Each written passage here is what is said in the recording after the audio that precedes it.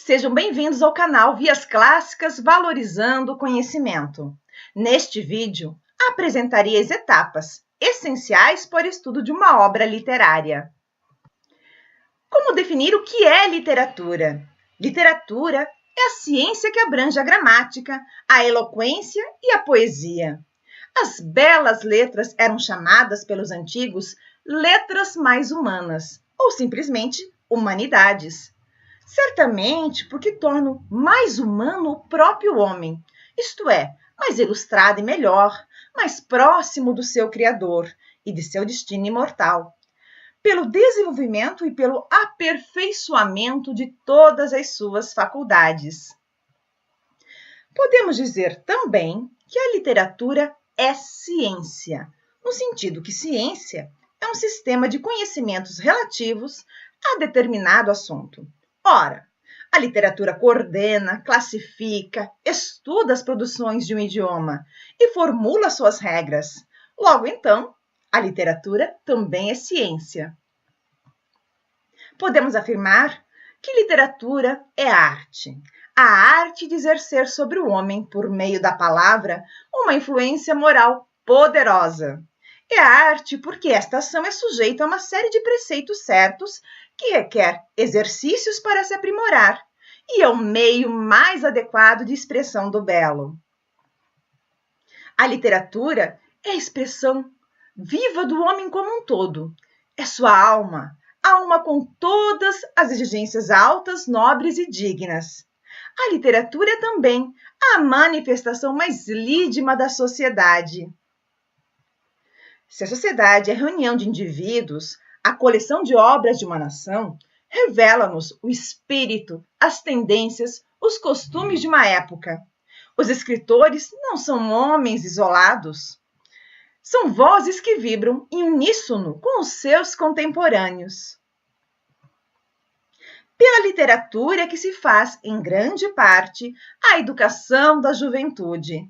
Por isso, a importância de oferecer a nossos filhos livros bem escritos com um rico vocabulário, assim como autores e obras consagradas da literatura ocidental.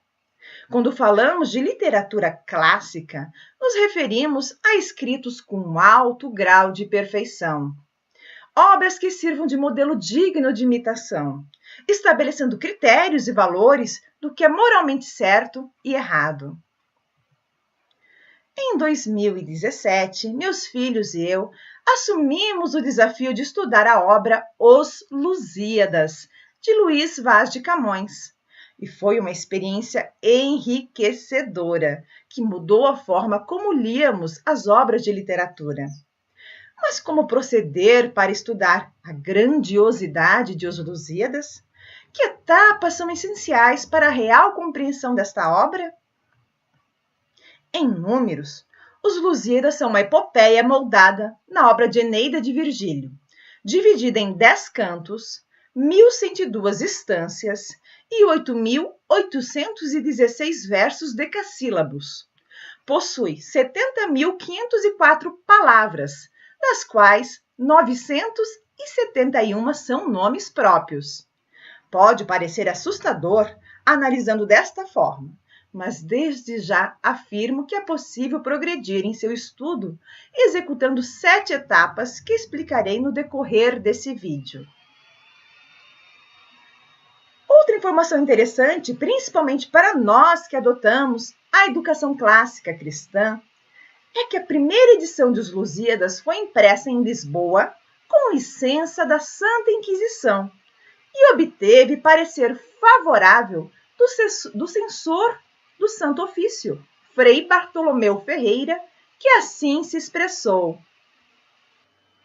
Vi por mandado da Santa e Geral Inquisição estes 10 cantos dos Lusíadas de Luís de Camões, dos valorosos feitos em armas que os portugueses fizeram em Ásia e Europa, e não achei neles coisa alguma escandalosa, nem contrária à fé e bons costumes.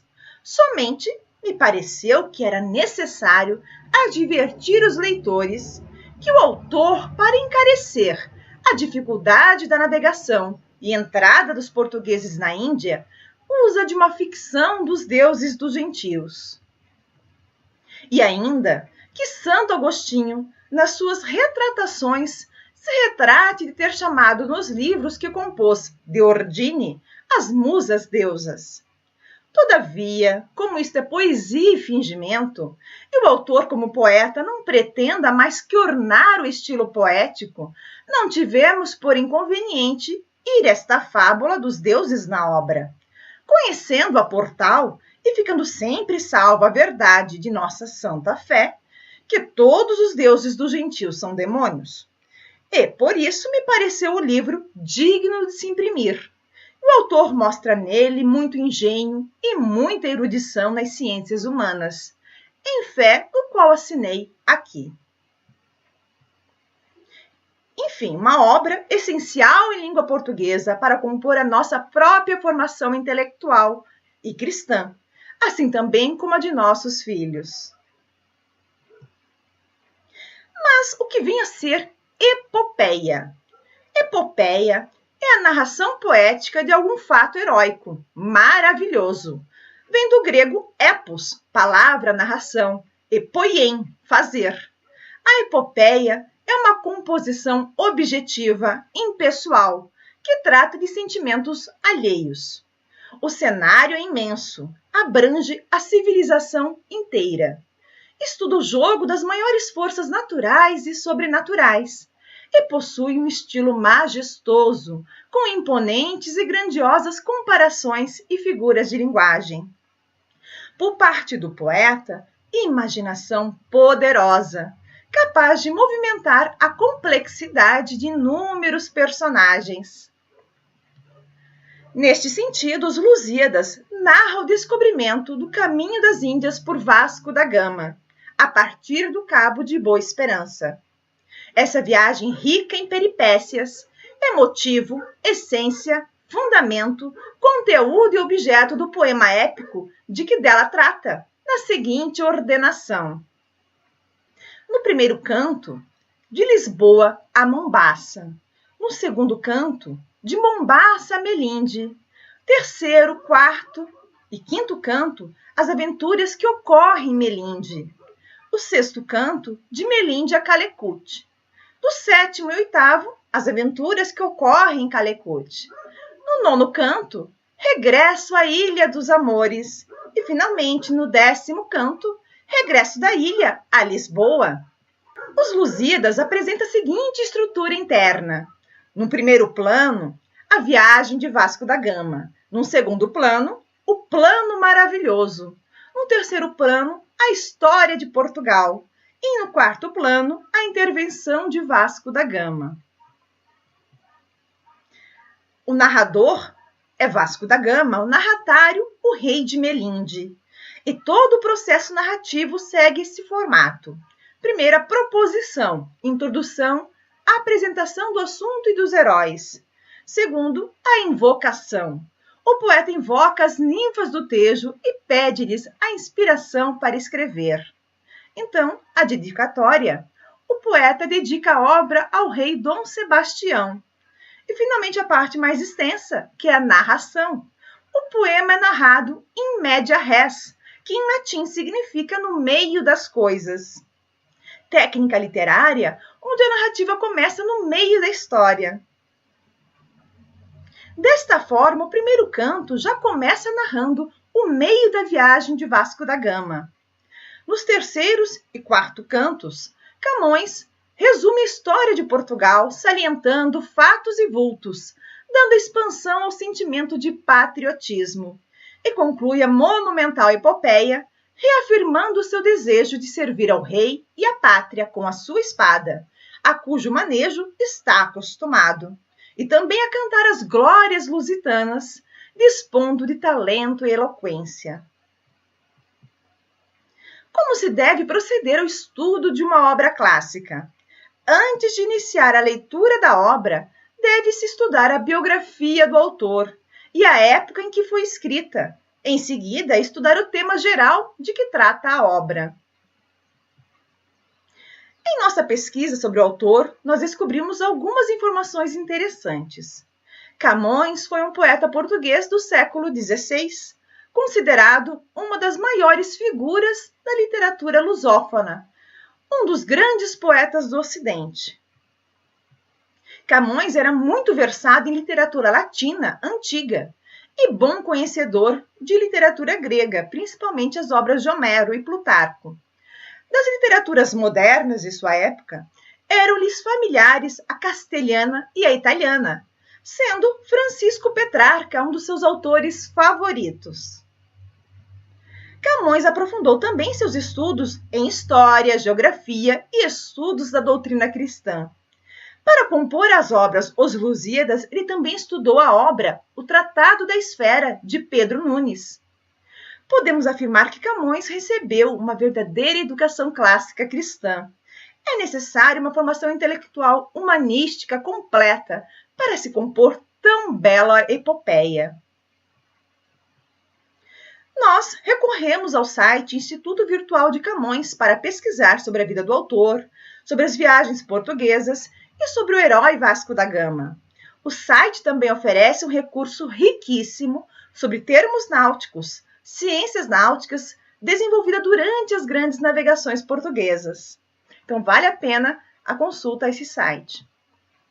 Outro recurso importante a que recorremos foi este livro, Por Mares Nunca Dantes Navegados, do professor Alfredo Gomes, publicados em 1960 pela editora Melhoramentos. Este livro serviu como guia durante o estudo de todos os cantos. Era sempre a nossa introdução. Líamos a introdução deste livro e seguimos os estudos dos cantos dos Lusíadas. Outro livreto que nos auxiliou foi esse livrinho aqui, A Cavalaria, de Sérgio Macedo, a qual destaca alguns heróis da cavalaria portuguesa, que também são mencionados nos versos de Camões. E para compreender as diversas referências mitológicas citadas na obra dos Lusíadas, utilizamos o Dicionário de Mitologia Greco-Romana, publicado pela Abril Cultural. Para a real compreensão dos versos lidos, é essencial a consulta a bons dicionários. E para tornar a literatura um pouco mais dinâmica, usamos 2 dicionários online, o Aulete e o Priberan. Para as referências geográficas, nós usamos mapas históricos e o Mapa Mundi atualizado. Como você pode perceber, um estudo de uma obra literária como Os Lusíadas é algo que vai muito além da simples leitura de um texto. Exige pesquisa extensa de termos técnicos, históricos e geográficos. Existem excelentes publicações comentadas da obra Os Lusíadas. A edição que nós usamos em nossos estudos em 2017 foi a disponibilizada gratuitamente pelo Instituto Virtual de Camões, comentada por Álvaro Júlio da Costa Pimpão. Uma edição que possui comentários detalhados sobre a obra. Vale a pena conferir. Uma segunda edição que eu gosto muito é a edição comentada em 3 volumes pelo gramático Mário Bachelet.